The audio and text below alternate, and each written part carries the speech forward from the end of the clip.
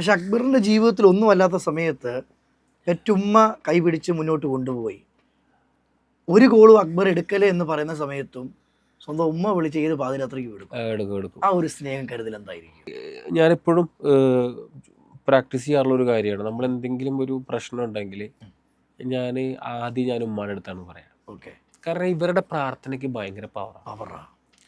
അത് ഞാൻ എക്സ്പീരിയൻസ് ചെയ്തിട്ടുള്ള ഒരു കാര്യമാണ്. അപ്പോൾ ഞാൻ എന്തെങ്കിലും പ്രശ്നം ഉണ്ടാകുമ്പോൾ ഞാൻ നേരിട്ട് പടച്ചവൻ്റെ അടുത്ത് പ്രാർത്ഥിക്കുന്നതിന് മുന്നേ ഞാൻ ഉമ്മാടെ അടുത്ത് പറയും. കാരണം അതെ, പിന്നെ തീർച്ചയായിട്ടും കൺകണ്ട ദൈവമാണല്ലോ.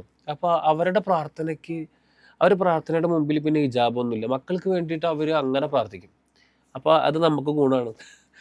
അവരുള്ളപ്പോഴാണ് നമുക്ക് അവർ മുതലാക്കാൻ പറ്റുള്ളൂ. ഇതിപ്പം പറഞ്ഞപ്പോൾ തന്നെ എൻ്റെ മനസ്സിൽ വന്നതുവേ, ശരിക്കും നമ്മൾ പല വള്ളികളിൽ നിന്നൊക്കെ നമ്മൾ പോലും അറിയാം ഊരി വരുമ്പം അമ്മയുടെ പ്രാർത്ഥന മാത്രം കേട്ടോ.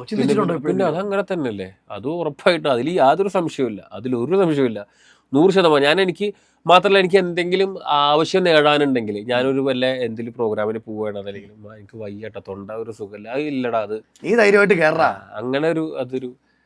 പിന്നെ ഉമ്മ എന്ന് പറഞ്ഞു കഴിഞ്ഞാൽ, അമ്മ എന്ന് പറഞ്ഞാലുള്ളൊരു വികാരം എല്ലാവർക്കും